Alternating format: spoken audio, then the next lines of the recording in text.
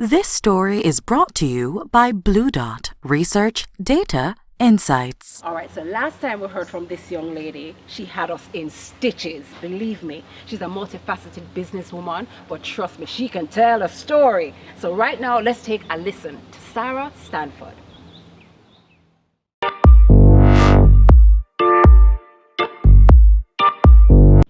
Hi, I'm Sara Stanford, Master Storyteller and CEO of Bliss Bridal Boutique. I guess if you want to call me a Master Storyteller, the first time I recognized that was the first time I did Long Story Short.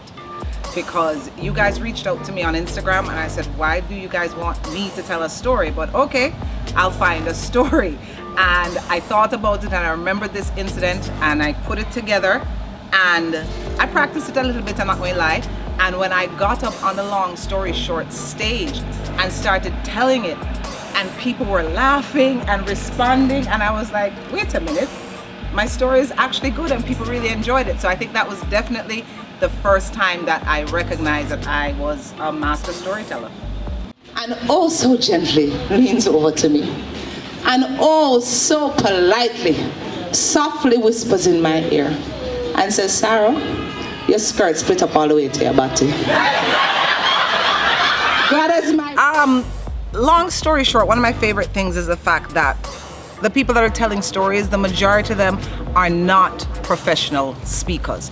They're just the average people in different genres of life just telling stories. Some of them are motivational, some of them are funny, some of them are business oriented, and it's just nice to have a community where you can sit down, relax in a very nice social environment and just listen to other people's stories, because I think sometimes we don't recognize how similar we are more than we are different. I think the message would be thank you.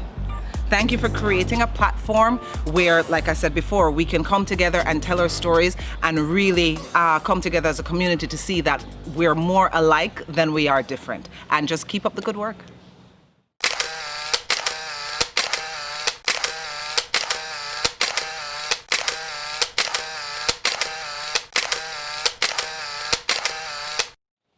So, long story short, this whole global pandemic that we have now affectionately come to know as COVID-19 has turned me into what I consider the true Jamaican. Because since this whole thing started, I swear I have like 5 different jobs, right? The first one is, as you all know, I'm the owner of Bliss Bridal Boutique and I rent and sell wedding dresses. But since COVID, I've become a juggler. I have become a motivational speaker, a professional cook, and an author. So the juggling part, I know it sounds strange, but every morning when I sit down and get ready to have my coffee and I look on my phone and I open my bank account, all I'm doing is trying to figure out how to juggle the little money that I have in my bank account to see who I can pay this week and who have to wait till next month, right? Because like I said, I own a bridal store. So when bro got locked down the country, what happened to me? My business took a nosedive. In the first week, I think, I had no less than about 65 weddings either cancel or postpone. And those were weddings that were only happening in March, April, and some in May. That didn't include the weddings that I had booked for the rest of the year, because, we didn't think it was going to last as long. But now everything is continuing to be postponed and canceled. So I have to juggle everything. So separate apart from juggling, I become a motivational speaker. Now, I'm only an audience of one, which is me, right? But every morning after I look at my bank account, I have to figure out in my mind, okay, Sara, think about it. This is bad, but it's not that bad. You've been through worse and you got through it. So guess what? You will go through this and you will come out on the other side. Yeah, and I have to tell myself that every day just to keep myself going and not get bogged down. Because other than that, I'd be sitting down binge watching How to Get Away with Murder on Netflix and Ozark and not really being productive at all. So that was job number 2. So now we're on job number 3. I said professional cook, but no one's paying me. So I guess I can't use the title of professional. But I have a question for you. Have you ever tried chicken soup with pigtail? Don't worry, I'll wait. Or stewed chicken and pigtail. I'm here to tell you that you can put pigtail in anything. The only thing you probably can't put pigtail in is curry goat. Trust me, I've done the research. Don't try it. But other than that, you're good. Right? I mean, I even woke up one morning at about 5 o'clock and baked banana bread. I've never baked banana bread a day in my life, right? So there's juggling, there's motivational, there's all the cooking. And then after I think maybe the first couple of weeks, I sat down and I said to myself, self, you have to figure out something. So I took some time and thought to myself, Sara, what do you know? What do you know for sure that you would be able to monetize? And I said, well, I know wedding dresses.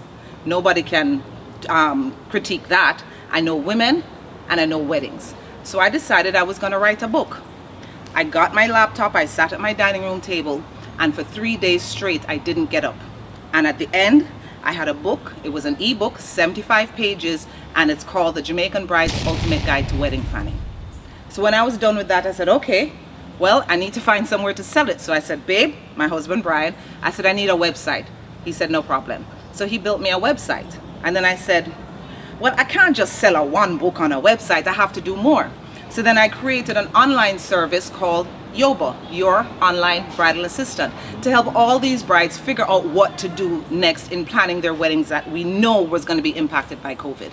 And then I also added my styling services. So I took this COVID-19, this pandemic, as an opportunity to try and do something more with what I know. And so what I'd say to everyone who might be wondering or thinking about it is take some time to yourself. Go into a quiet space and think about, what do I know? What do I know better than anybody else? What do I know that everybody else doesn't know? Or what do I know that not only do I know better, but that I can execute better than anybody else? When you figure that out, then you will start on the path to dig yourself out of what is happening now. So I leave you with this. Just think about what you know and monetize it.